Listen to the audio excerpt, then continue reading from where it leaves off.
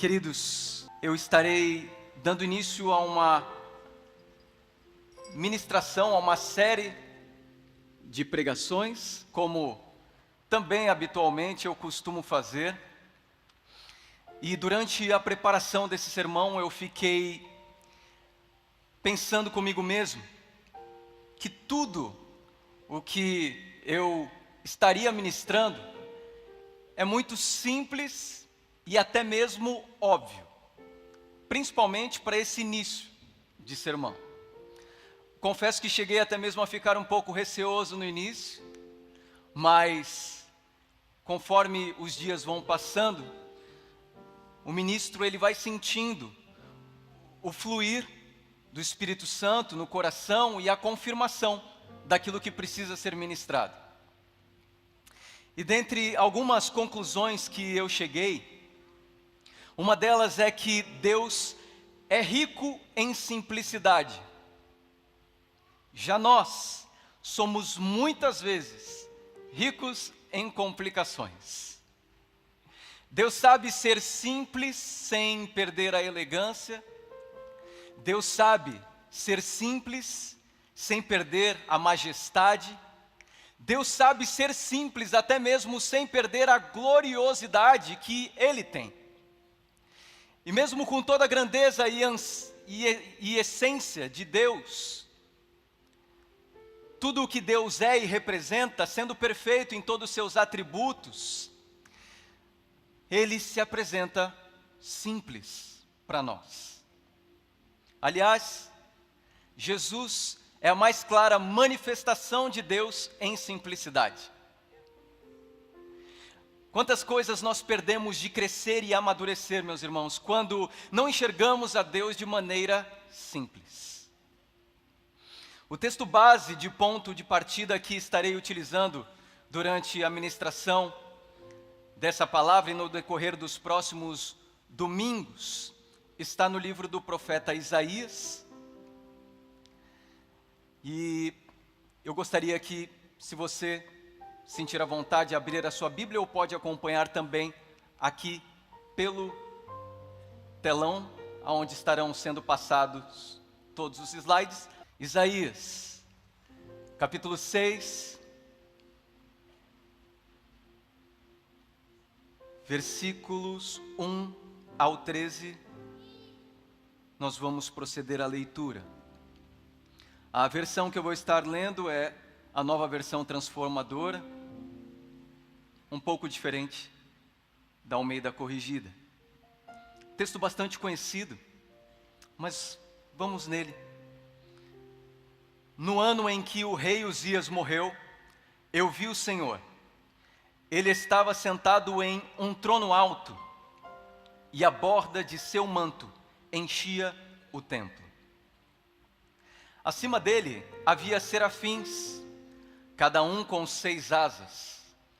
Com 2 asas cobriam o rosto, com 2 cobriam os pés, e com 2 voavam. Diziam em alta voz uns aos outros: Santo, Santo, Santo é o Senhor dos exércitos, toda a terra está cheia de sua glória. Suas vozes sacudiam o templo até os alicerces, e todo o edifício estava cheio de fumaça. Então eu disse: estou perdido, é o meu fim, pois sou um homem de lábios impuros, e vivo no meio de pessoas de lábios impuros. Meus olhos, porém, viram o Rei, o Senhor dos exércitos. Então, um dos serafins voou em minha direção, trazendo uma brasa ardente que ele havia tirado do altar com uma tenaz. Tocou meus lábios com a brasa e disse: veja, esta brasa tocou seus lábios, sua culpa foi removida e seus pecados foram perdoados. Então ouvi o Senhor perguntar: quem enviarei como mensageiro a este povo? Quem irá por nós?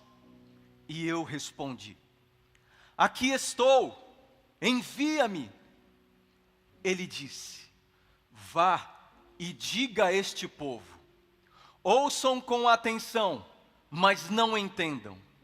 Observem bem, mas não aprendam. Endureça o coração deste povo, tape os ouvidos e feche os olhos deles. Assim, não verão com os olhos, nem ouvirão com os ouvidos, não entenderão com o coração, nem se voltarão para mim a fim de serem curados.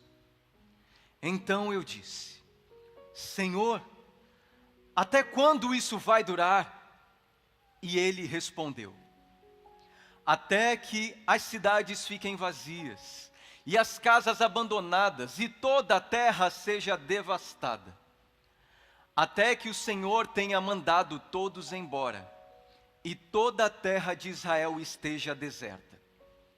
Se ainda sobrevier uma 10ª parte, um remanescente, ela será invadida outra vez e queimada.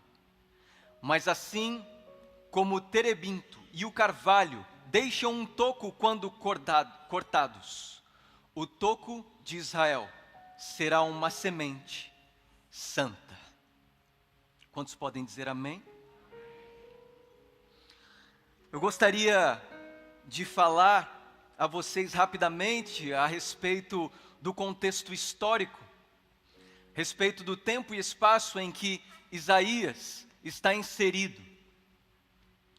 A visão que Isaías teve, ela ocorre por volta de 740 anos antes de Cristo, justamente no ano em que morreu o rei Uzias, assim como nós lemos no início do texto bíblico aqui mencionado.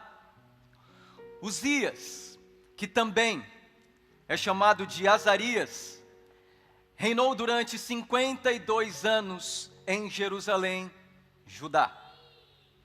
Após a morte de Uzias, seu filho Jotão passou a reinar. Nós podemos encontrar a história de Uzias nos livros de 2 Reis, capítulo 15, e 2 Crônicas, capítulo 26.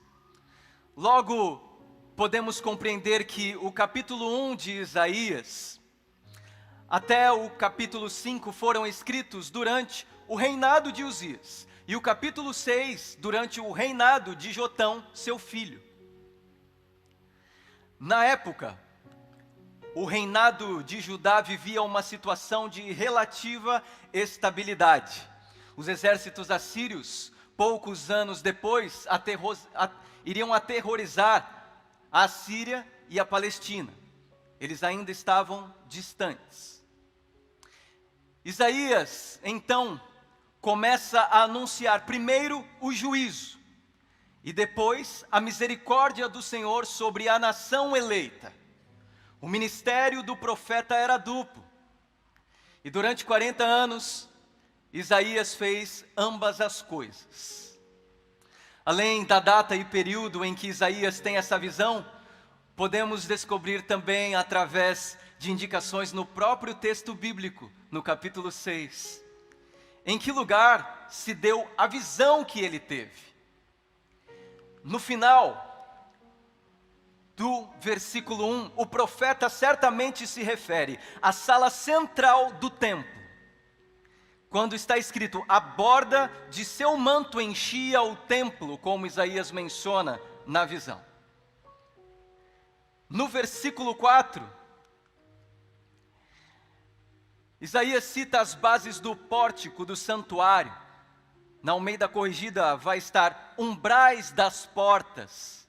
Pórtico se refere à arquitetura, se refere a um espaço coberto cujo teto está amparado por colunas ou pilares e que pode ser usado como entrada. No versículo 6, Isaías se refere a um utensílio sacerdotal, brasa ardente que ele havia tirado, o anjo, no caso, o serafim, do altar com uma tenaz. Estas indicações, meus irmãos, apontam para o interior do templo de Jerusalém como local da visão de Isaías. E é bem possível que a visão que tenha ocorrido durante o momento do culto no templo era um momento em que Isaías estivesse oferecendo justamente culto ao Senhor, uma oferta ao Senhor, no interior do santuário. A gente pode até dizer que a visão de Isaías é um tipo de transfiguração. Coisas e acontecimentos do templo tornam-se transparentes em uma dimensão completamente nova. Isso nos traz a certeza de que o mundo espiritual, ele é real. Isso nos traz a certeza de que até mesmo hoje, nos dias de hoje, enquanto nós cultuamos, há um movimento no céu. Nosso culto entregue aqui é recebido por Deus nas regiões celestiais.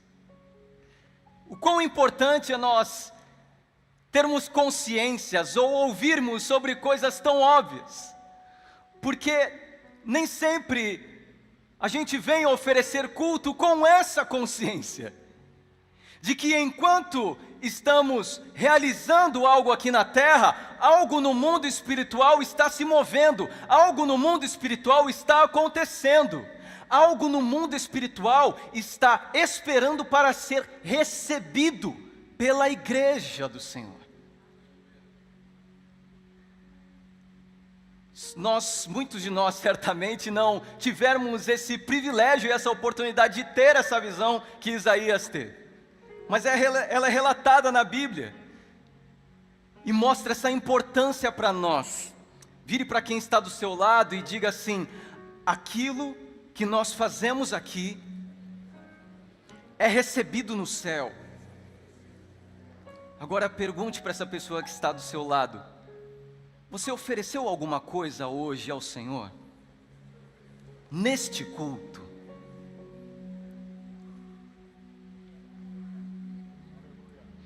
Qual a oferta que você trouxe? O que veio dentro do seu coração? Você veio acessível?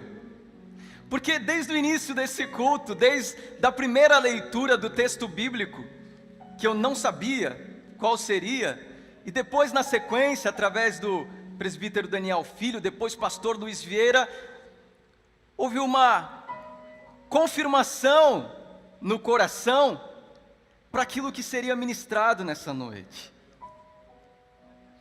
Essas informações do contexto histórico posicionam a gente exatamente no tempo e espaço em que Isaías tem essa experiência com Deus.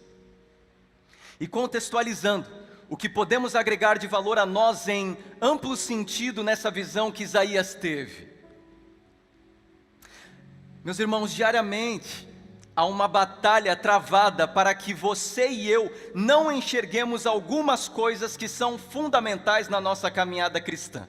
Coisas que o nosso adversário não quer que enxerguemos, não quer que vejamos. Sabe por quê? Porque quando as enxergamos, elas nos moldam. Quando as enxergamos, elas inspiram nossa fé. Quando as enxergamos, elas fortalecem nosso espírito e comunhão com Deus.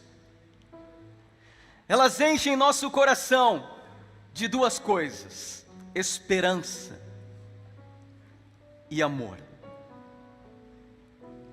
Algo que nem sempre nos atentamos é que na maioria das vezes a estratégia do diabo não é a de nos atacar, ferir ou machucar. Desde o início, lá no Éden, a principal estratégia do diabo é a de tirar o nosso foco das coisas de Deus, daquilo que Deus nos ordena, de tudo aquilo que é espiritualmente relevante para a nossa vida cristã. Basta nos recordarmos um pouco do que é contado lá em Gênesis. Adão e Eva, eles têm tudo naquele jardim, tudo do bom e do melhor, e eles têm o principal, a presença de Deus, na viração dos dias. todos os dias, eles desfrutavam dessa visita do Senhor, da presença de Deus.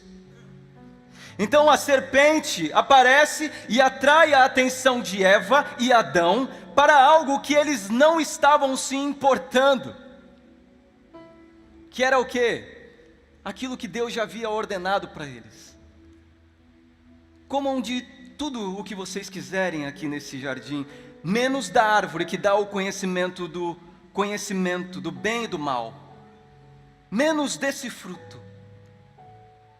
Mas a serpente faz com que eles olhem para a falta.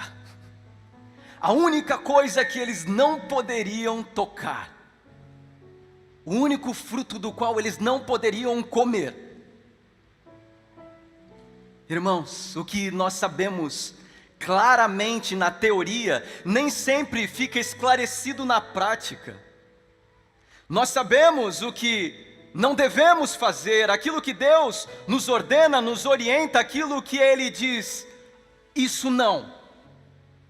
Na teoria sabemos, mas na prática, quando alguma coisa nos é apresentada, quando o nosso olhar é desviado, nós incorremos em erros, e por vezes gravíssimos. O que isso quer dizer? Isso quer dizer que se o copo estiver cheio, o diabo tentará fazer com que você e eu olhemos para alguma falta.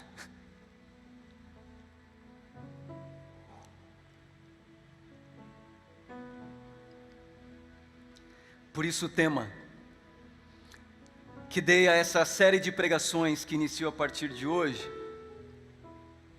é o seguinte: 5 coisas que não podemos deixar de enxergar. E começando pela primeira coisa na noite de hoje, que não podemos deixar de enxergar, a primeira coisa que podemos absorver e aprender da visão que Isaías tem, é: não podemos deixar de enxergar Deus. Nossa, pastor, mas que óbvio. Sim. E que bom que o óbvio precisa ser dito. Aliás, que bom que vem à minha lembrança agora, quando o apóstolo Paulo por vezes escreve nas cartas ou na carta dizendo assim: eu não me canso de repetir para vocês aquilo que o Senhor colocou em meu coração.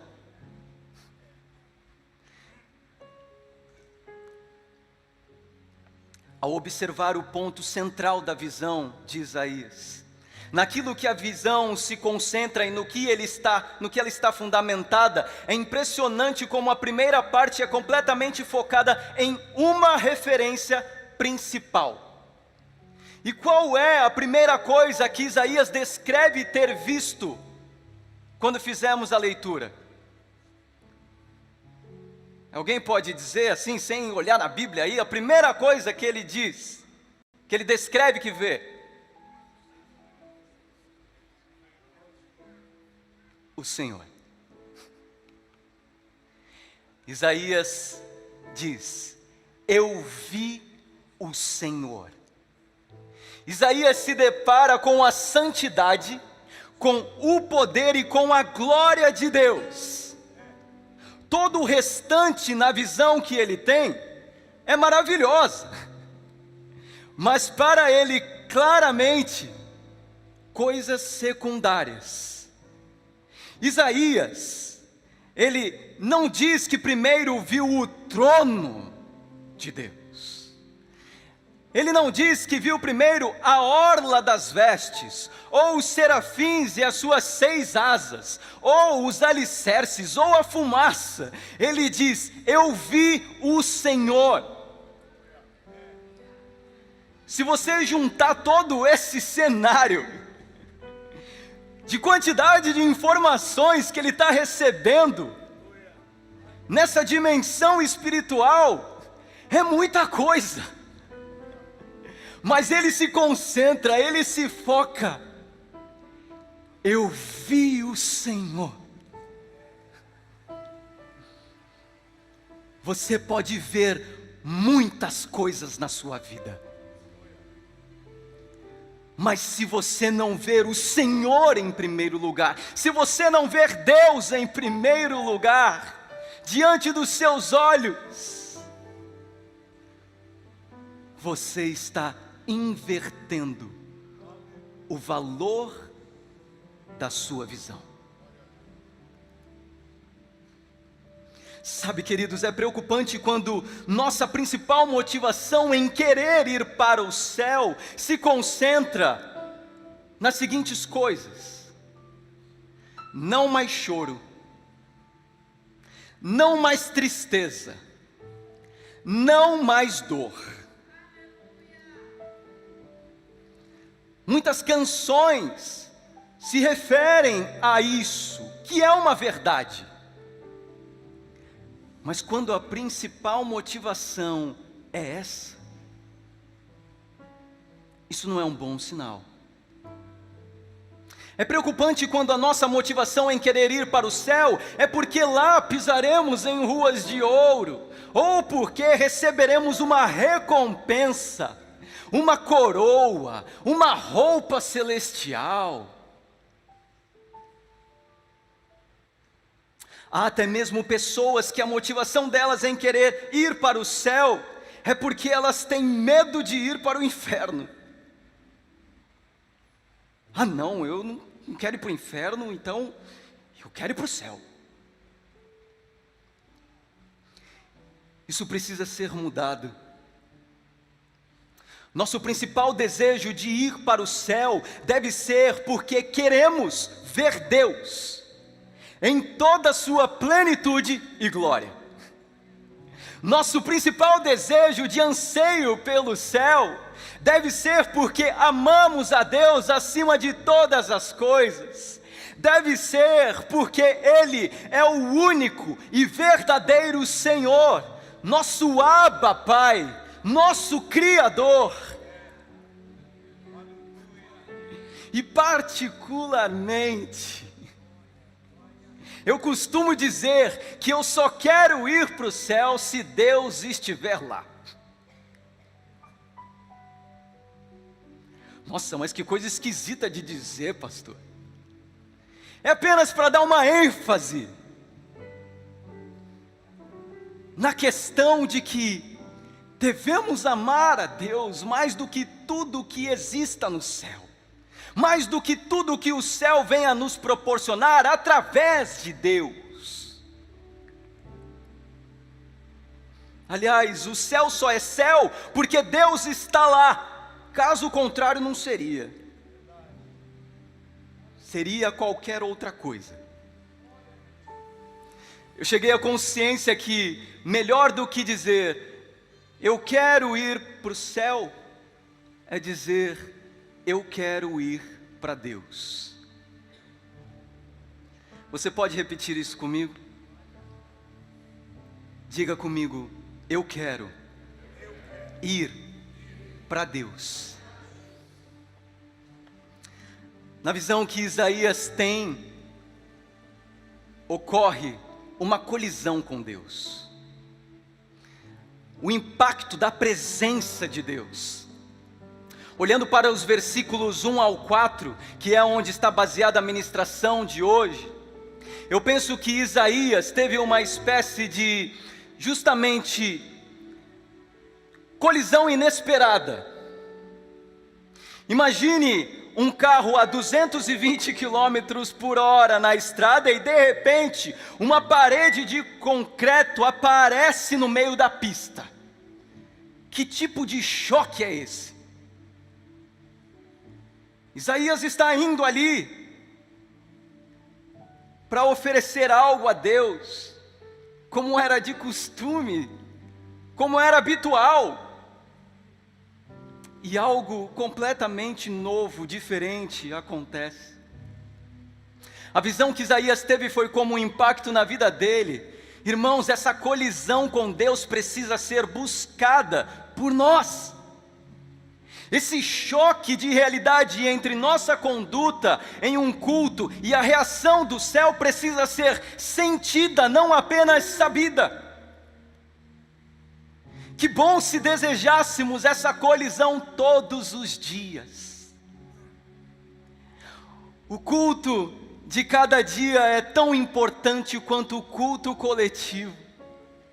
E aqui eu quero fazer uma pergunta a vocês, de maneira mais simples possível. O que você pode dizer que evidencia Deus no seu dia a dia? Pense aí consigo mesmo.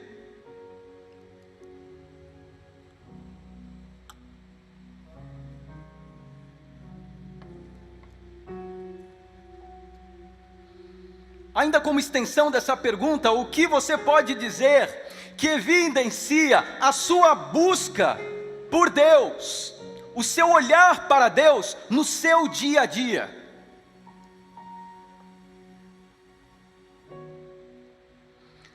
Agora, nesse final de semana, aliás, ontem, no sábado pela manhã, o Benjamin, que eu chamo de filho do meio, lá em casa eu falo, filho do meio,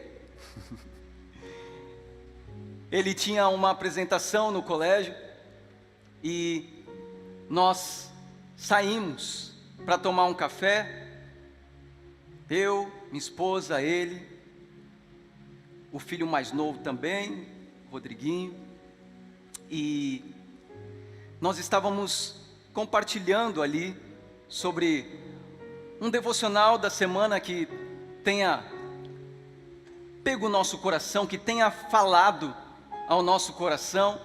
E aí, a pastora Raquel estava ali falando sobre o devocional dela, e aí o Benjamin trouxe uma questão pessoal e particular dele, essa questão de desejar se aproximar mais de Deus, mas às vezes não conseguir isso, e não é só um desafio dele, é um desafio da nossa vida corrida hoje, da vida cristã, mas que bom que ele se atentou a isso. E então, eu dei uma fala, e dei uma fala particular, pessoal. Eu falei, sabe o que acontece? É que quando a gente não inicia o nosso dia em contato com Deus, na busca por Ele, o dia vai passando, e eu acordo particularmente com essa necessidade de fazer uma leitura da palavra, de ter um tempo devocional, mas depois o dia vai passando, e quando eu não faço pela manhã, essa necessidade vai desaparecendo, porque outras coisas vão acontecendo no meu dia. Os meus olhos vão sendo voltados para outras situações. E aí eu comentei, tenta aplicar isso, filho. Você está acordando agora mais cedo para ir para o colégio, antes do horário até que você precisava. Então no primeiro momento do seu dia, vai lá, pega a Bíblia, faz o devocional, e por mais que outras coisas venham no seu dia, por mais que alguma coisa ruim ocorra, você iniciou com a palavra e você pode se lembrar dela.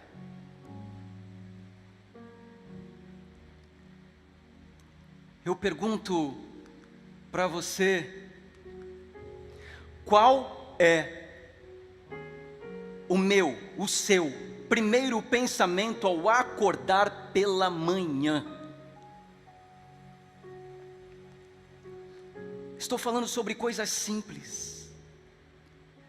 São perguntas diretas e objetivas. O que normalmente você pensa ao acordar pela manhã? Qual é o seu primeiro pensamento? Se ao abrir os olhos pela manhã, nosso primeiro pensamento não for Deus, o princípio básico da relação que temos com Ele se mostrará prejudicada no decorrer do dia. Até algumas semanas atrás eu estava pensando sobre isso, e com essa dificuldade, relembrando que eu preciso insistir, Eu preciso buscar que o meu primeiro pensamento seja Deus ao acordar. E chega a me dar medo perceber que nossa vida cotidiana insiste em roubar nossos olhos de Deus. Tem fases que a gente já acorda pensando, preocupado com os filhos que não podem perder o horário para o colégio, com aquele trabalho que precisa ser entregue, com o carro que está quebrado e vai precisar deixar na oficina, com o estado de saúde do cônjuge, com o financiamento do apartamento, o aluguel ou com as contas a pagar, com o evento da igreja que está sendo realizado, tantas outras coisas, em fases diferentes da vida, que ao acordar, é o nosso primeiro pensamento. Mas a gente se esquece de acordar com Deus.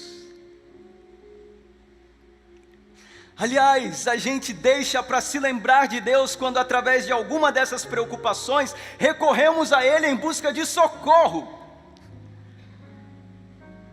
Muitas vezes no final do dia. Vocês já pararam para observar que a nossa conduta matinal pode revelar se estamos adorando a Deus pelo que Ele é, ou pelo que Ele faz, ou pelo que Ele nos tem a oferecer, pelo que Ele nos tem a proporcionar?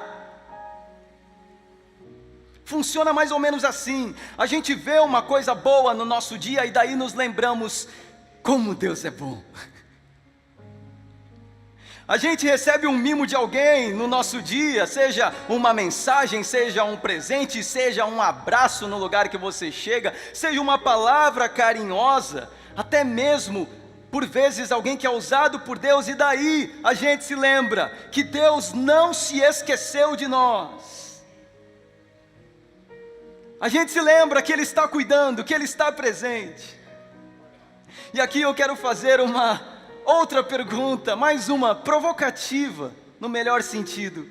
Se Deus não fizesse mais nada por você, além do que já foi feito, ok? Você continuaria lembrando dele?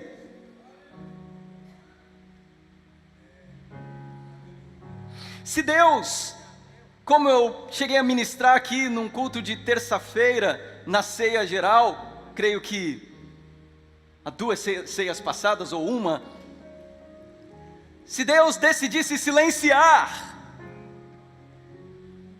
na sua vida a voz dele, a ação dele, ainda assim, você continuaria confiando, você continuaria se lembrando de Deus, você continuaria servindo a Ele? Queridos, Deus não é bom porque Ele faz, Deus é bom porque Ele é, porque faz parte da essência dEle ser bom. A bondade de Deus não é medida pela quantidade de coisas que Ele faz por você, pela quantidade de presentes que Ele te dá. A bondade de Deus é medida pela eternidade. Ou seja, é uma bondade que não tem fim. Ele não nos esquece porque, por bondade, Ele nos ama. E Ele amou de tal maneira e continua amando que deu seu próprio Filho em nosso favor, Jesus. Então, entendamos que quando deixamos de incluir Deus no meio, ou quando deixamos para incluir Deus no meio ou no final do nosso dia, é sinal que estamos tratando nosso relacionamento com Ele como consequência e não como prioridade. Então, leia isso daqui, por favor, junto comigo. 1, 2, 3. Acorde com Deus. Pode ser melhor. 1, 2, 3. Espero que você que esteja nos acompanhando no culto online tenha repetido e também ouvido a voz da igreja. Essa fala é um despertar, é um comunicar para quem está ao seu redor, é um comunicar para nós: acorde com Deus, mas lembre-se, a gente só vai acordar com Deus se a gente dormir com Ele. Vire para quem está do seu lado e diga: a gente só vai acordar com Deus se a gente dormir com Ele. O salmista Davi nos dá exemplo e nos inspira a isso, no Salmo 63, verso 1 ao 8. Veja o que ele escreve: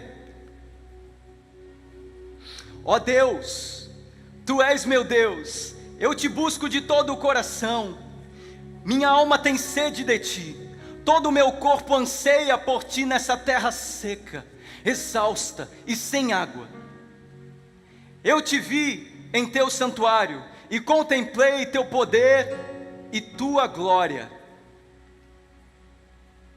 Teu amor é melhor que a própria vida, com meus lábios Te louvarei.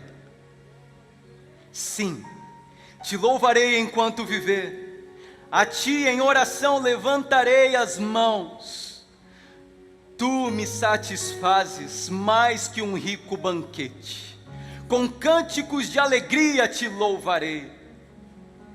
Verso 6: quando me deito, fico acordado pensando em Ti, meditando a Teu respeito a noite toda. Pois Tu és meu auxílio, à sombra de Tuas asas canto de alegria.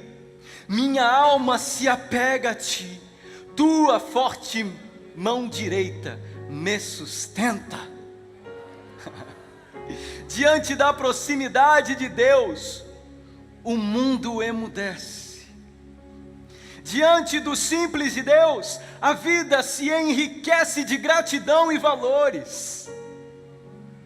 Então, não esqueçamos de acordar com Deus, mas sobretudo não esqueçamos de dormir com Ele.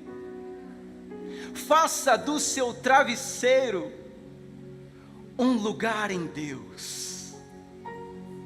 Não deixe que aquela preocupação que veio durante todo o dia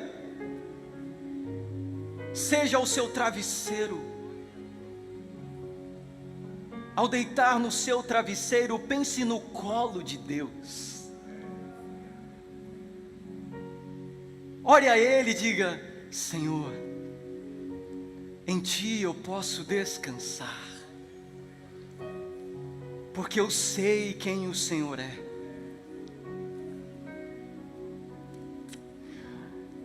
Queridos, o diabo não quer que busquemos encontros diários com Deus. Nosso adversário sabe que através disso, alguma coisa de muito diferente e especial vai acontecer em nossa vida e ao nosso redor. O diabo também não quer que as pessoas que amamos e não estão no caminho, conheçam a Deus. Aliás, o diabo, ele quer ser esquecido. Ele não quer nem ser mencionado. Porque senão as pessoas vão saber que Ele existe. Saber que existe principado, potestade.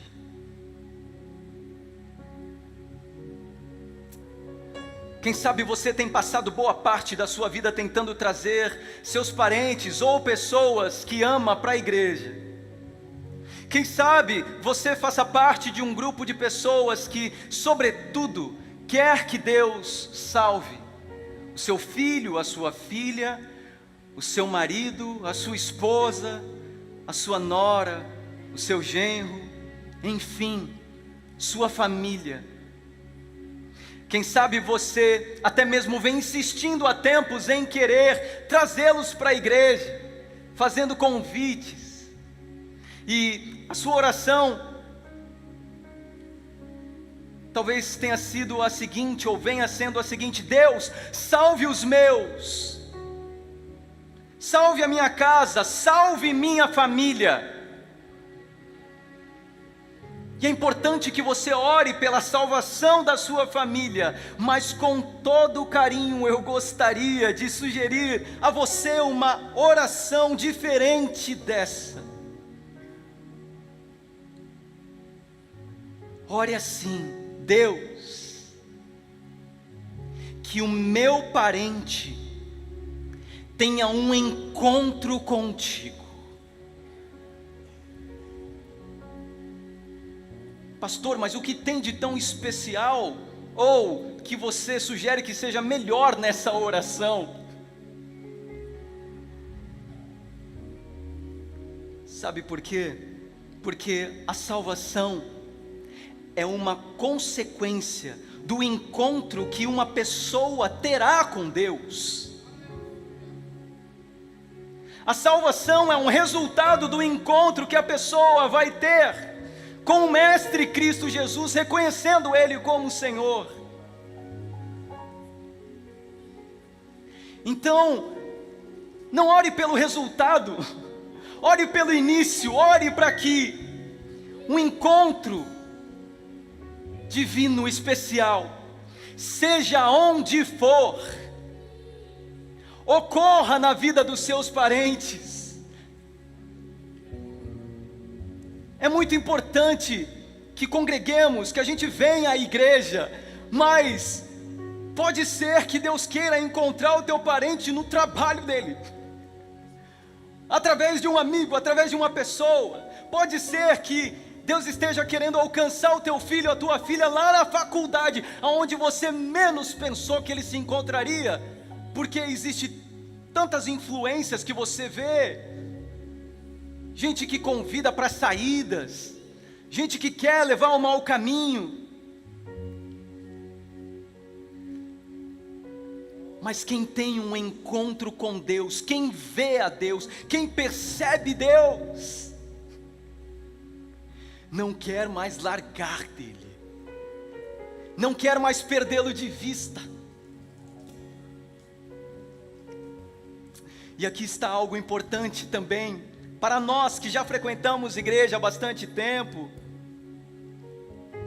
Mais do que encontro com Deus, nós temos desejado salvação para a nossa vida e vida de outras pessoas. E assim, tratamos a consequência, a salvação, como desejo principal nosso. E a essência o essencial para a vida cristã, que é o encontro com Deus, ou os encontros com Deus, nós tratamos como algo acidental. Quando vivemos assim, a religiosidade toma o lugar de Deus em nosso coração. Eu digo isso porque eu comentava ainda com alguém que eu estive à frente de pelo menos uns 13 congressos, realizando, ativo, liderando, e passados alguns congressos, eu comecei a observar que as pessoas ficavam tão eufóricas. É o congresso, nossa, porque é o congresso, porque a presença de Deus vai ser maravilhosa, porque a presença de Deus vai ser incrível, porque é o congresso, porque é a conferência, porque é o seminário, porque é um monte de coisa.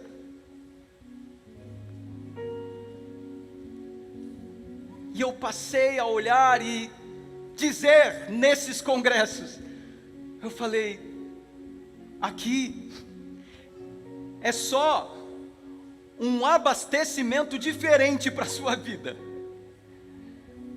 mas aqui não é a sua vida. Aqui, sim, há um propósito, há um tema, há uma busca, mas se você não for para a sua igreja, com o mesmo sentimento que você vai a grandes eventos, o seu coração está distante. Você vai compreender que Deus só se comunica com você em congressos, em seminários, em conferências. Que Deus só faz coisas incríveis e maravilhosas num determinado dia do ano, numa sexta, num sábado ou no domingo. Mas nesse culto, você veio com essa expectativa de ver Deus, de sentir Deus, porque em cada culto há um propósito. Quando Deus ministra o coração do pastor para trazer uma palavra à igreja, Deus está querendo falar algo especial. Não fique esperando grandes eventos para que você se entregue a Deus. Venha aos seus cultos semanais, aos seus cultos dominicais, e entregue o seu coração a Ele.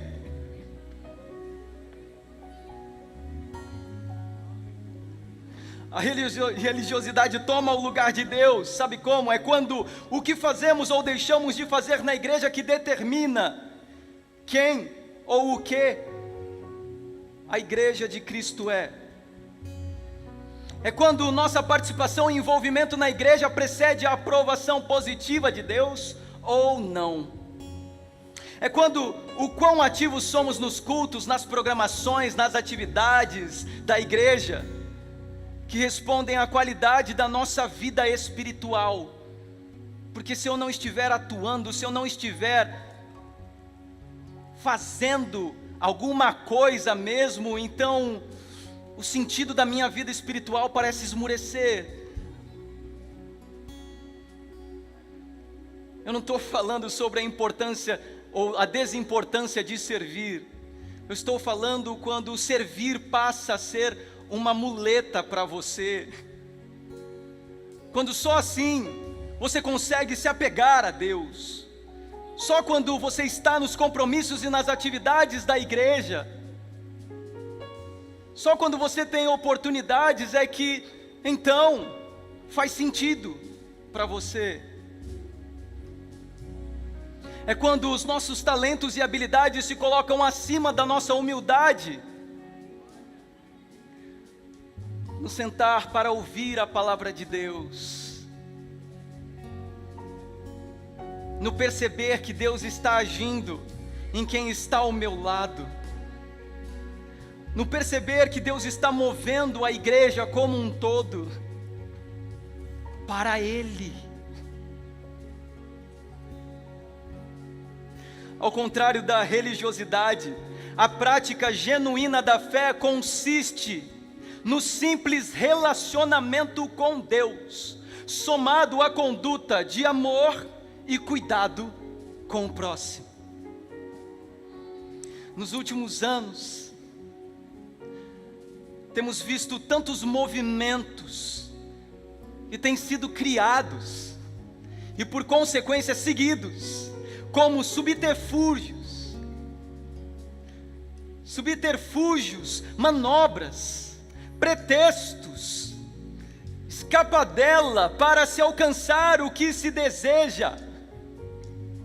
Movimentos que se denominam até mesmo alguns cristãos, estão sendo adotados como meio para a transformação da vida cristã de cristãos. Através de métodos humanos que mexem com a emoção, que mexem até mesmo com o físico. Para muitos, Deus só está conseguindo ser encontrado através de movimentos que promovem uma experiência deslumbrante consigo mesmo, em nome de Deus.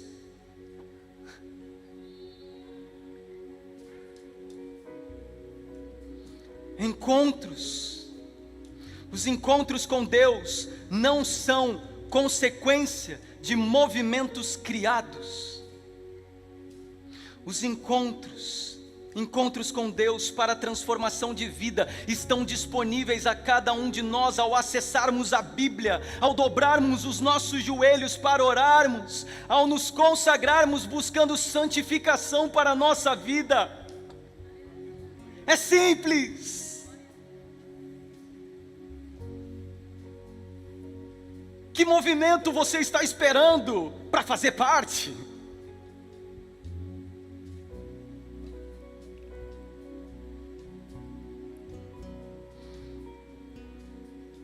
Tudo que é criado, todas as coisas vão passar,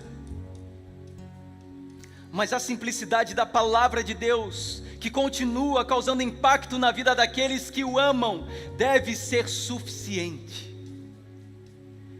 O que eu estou dizendo para você é: por favor, não deixe de participar de congressos, de conferências, de seminários, mas utilize isso como um trampolim, como um gás para a sua vida.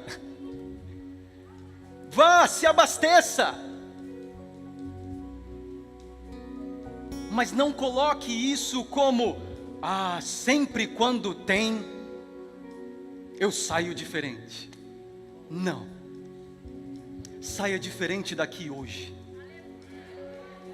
saia diferente daqui na terça-feira que tem culto, saia diferente daqui nas consagrações que tem pela manhã de segunda e sexta, saia diferente no culto da quarta-feira da vitória, no círculo de oração na quinta-feira à noite.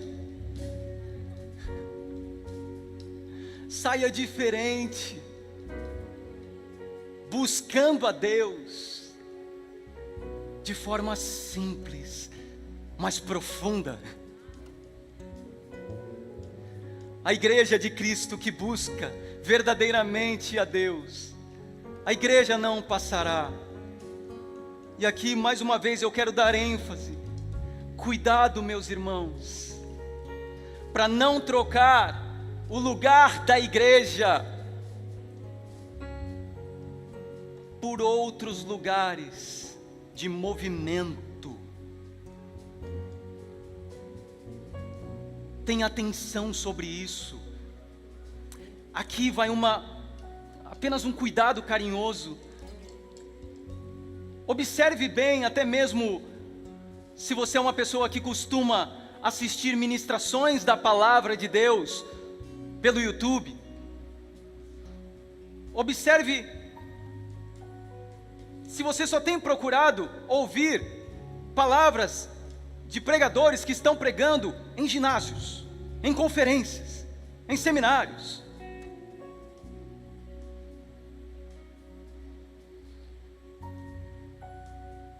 O que seu coração tem buscado? Em nome de Jesus, não substitua a palavra de Deus, a igreja e a prática genuína da fé por quaisquer movimentos religiosos.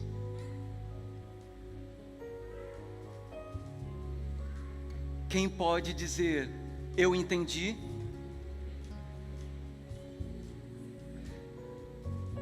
Se você entendeu, se coloque em pé nesse instante.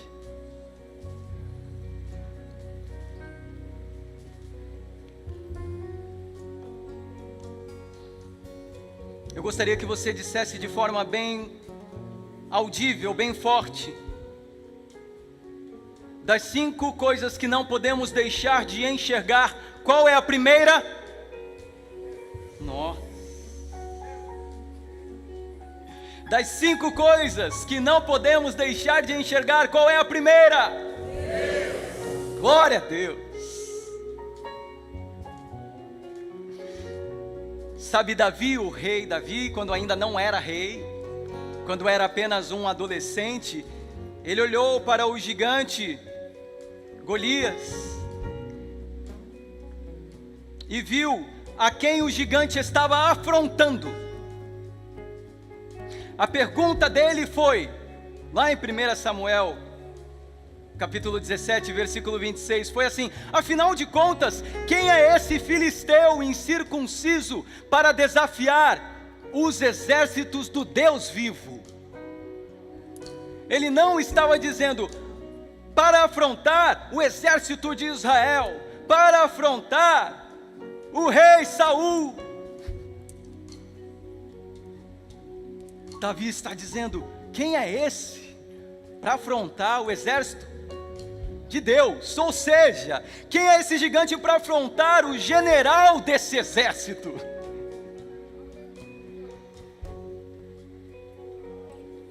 Davi olha para a situação e ele consegue enxergar e trazer Deus para aquela guerra. Não é sobre ele, não é sobre quem é rei, não é sobre o exército, é sobre Deus.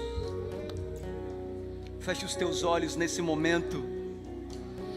Eu desejo nesse instante fazer um convite a você que pode ter entrado aqui nessa noite, está ouvindo a ministração dessa palavra e deseja entregar o seu coração a Deus, para Deus. Ou se você está afastado e deseja retornar aos caminhos do Senhor, quero te fazer um convite para que você humildemente venha aqui à frente para que eu possa orar junto contigo, para que nós como igreja possamos abraçar você, para que o nosso abraço seja extensão do abraço amoroso de Deus.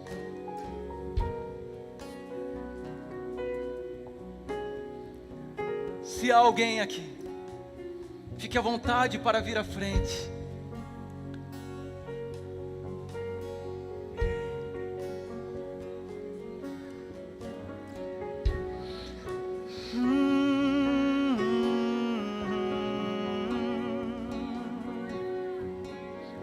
Abre os meus ouvidos, eu quero ouvir. Abra os meus olhos, eu quero ver. Abre o meu coração, quero sentir teu grande amor,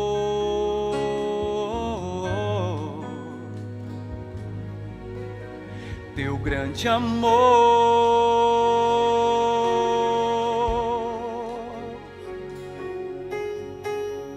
Abre os meus ouvidos, eu quero ouvir. Abre os meus olhos, eu quero ver. Abre o meu coração, quero sentir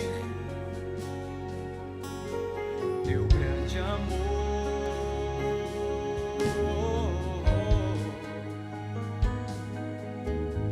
teu grande amor.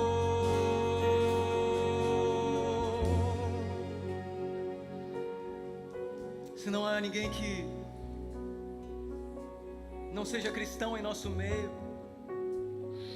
eu quero fazer um convite para você que tem um familiar que não é cristão. E eu gostaria de convidar você para vir aqui à frente, para que juntos nós possamos fazer uma oração por esse familiar que você tem e ou está afastado dos caminhos do Senhor, ou então que ainda não conhece ao Senhor. Eu gostaria de orar, não apenas por você, mas orar junto com você. Eu peço que você venha aqui à frente e se direcione. Eu quero orar para que esse teu familiar tenha um encontro com Deus. E você, como representante desse lar, dessa família, possa ganhar fé novamente se você a perdeu ou se você a deixou. Que você possa recuperar a esperança no teu coração se ela desapareceu ou está desaparecendo. Se ano passa, ano entra, ano sai, e essa resposta ainda não tem chego na sua vida, eu quero que você ore juntamente comigo,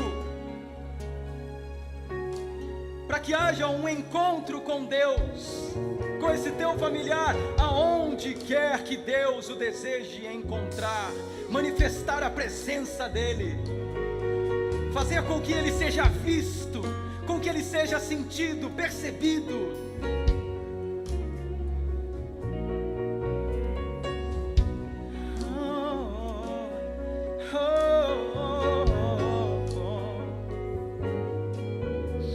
Fique à vontade para vir aqui à frente. Eu quero me apaixonar outra vez. Eu quero me desesperar outra vez. Eu quero perder o sono outra vez, queimando de amor por ti. Eu quero me apaixonar outra vez. Eu quero me desesperar outra vez. Eu quero perder o sono outra vez, clamando de amor por ti.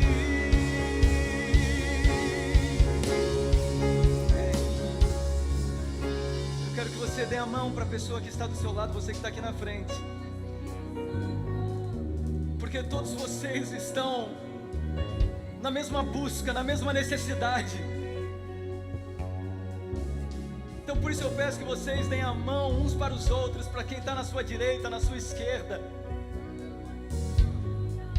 Vamos orar com fé nesse instante. Senhor,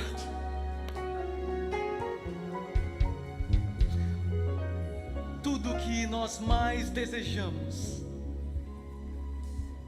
é que as pessoas que nós amamos sintam esse amor que o Senhor tem por nós, que as pessoas a quem nós amamos se lembrem, se estão afastados, do quão amoroso o Senhor é, do quão bom é estar em Tua presença, do quão bom, Senhor, é esse ambiente de igreja. Ah, Deus, na autoridade do nome de Jesus, nós levantamos aqui nessa noite um clamor para que o filho, a filha, o marido, a esposa, o genro, a nora, o tio, a tia, o avô, a avó, sejam quem for essas pessoas, possam ser encontrados por Ti. Eles por si mesmos, Senhor, aqueles que não conhecem a Tua palavra, não Te conhecem, talvez não terão a iniciativa, mas o Senhor pode vir ao encontro deles. E aqueles que estão afastados, aqueles que estão resistindo à Tua boa mão, aqueles que estão resistindo ao mover do Teu Espírito, ah, Senhor, que haja um encontro impactante, que haja uma colisão dessas pessoas contigo, que sejam atraídos para Ti, que as orações de cada irmão meu, de cada irmã minha que aqui está, Senhor, receba uma resposta, receba aquilo que o coração anseia, e que a partir de hoje eles possam orar: Senhor, que o meu parente tenha um encontro contigo. Pode ser aqui, Senhor, mas pode ser em qualquer outro lugar. Causa um impacto, Senhor, da tua presença na vida destes filhos amados. Em nome de Jesus. Amém. Amém. Dê um abraço na pessoa que está do seu lado. Diga: continue confiando. Deus vai encontrar o seu parente. Aleluia. Aleluia.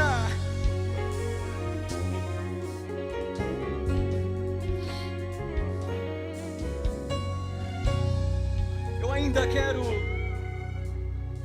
fazer mais uma oração por você que não está conseguindo manter um relacionamento com Deus adequado. Por você que entra semana e sai semana e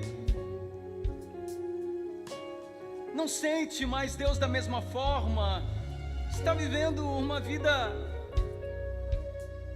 sendo levada e não uma vida sendo atraída. Eu quero orar por você. Assim como diz aqui no refrão dessa canção, eu quero me apaixonar outra vez, eu quero amar outra vez, eu quero me desesperar, Senhor, pela Tua presença novamente, eu quero perder o sono na madrugada. Se você lembra dessa época e desse momento quando Deus te acordava à noite para você orar, ou quando você colocava o teu despertador no meio da madrugada ou no meio do teu dia, para você lembrar de ver Deus, de olhar para Deus. Eu quero orar por você, para que você seja cheio dessa presença, para que haja uma virada na sua vida cotidiana para com Deus. Quero que todos fechem os olhos nesse momento, e eu quero que de olhos fechados, justamente para não inibir ninguém, aqueles que estão se sentindo exatamente assim nesse momento, nessa etapa da vida, eu gostaria que você apenas levantasse sua mão para que eu saiba quem é você.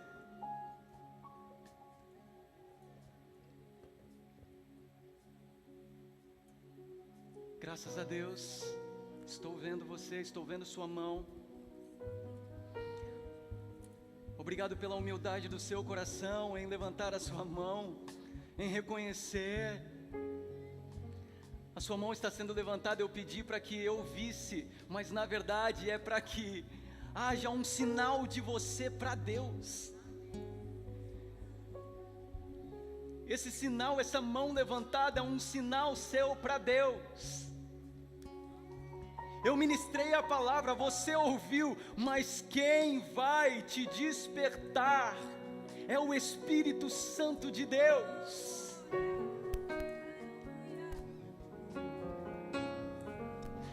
Você que levantou a mão, eu quero que você coloque a mão sobre o seu coração nesse instante. Senhor,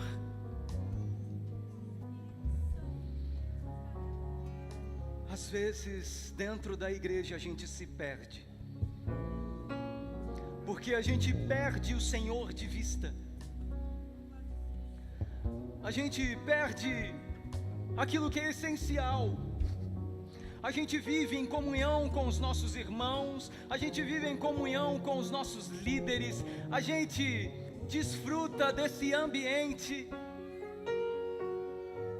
a gente conversa sobre o Senhor,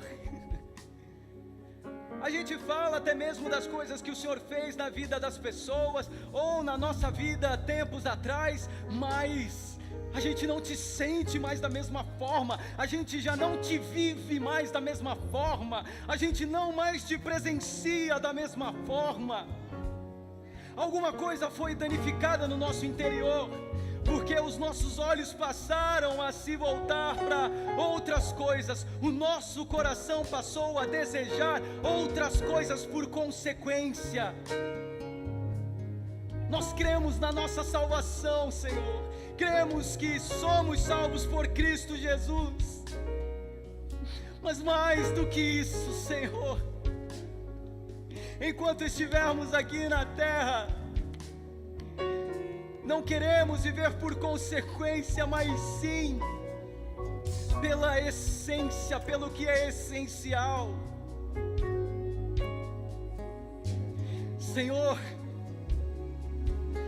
não queremos mais essa vida vazia. Não queremos mais, Senhor, nosso coração distante do Teu. Então nos comprometemos hoje a dar um primeiro passo, Senhor. Um primeiro passo simples. Nós queremos dormir contigo, Deus. Porque certamente amanhã acordaremos com o Senhor, desfrutaremos da Tua presença, Te colocaremos como prioridade no nosso dia, ouviremos a Tua voz nos chamando. Oh Deus, que haja transformação, que haja mudança de vida em nós. Nós queremos Te ver. É no nome de Jesus que oramos. Em nome de Jesus. Você pode dar um aplauso ao Senhor.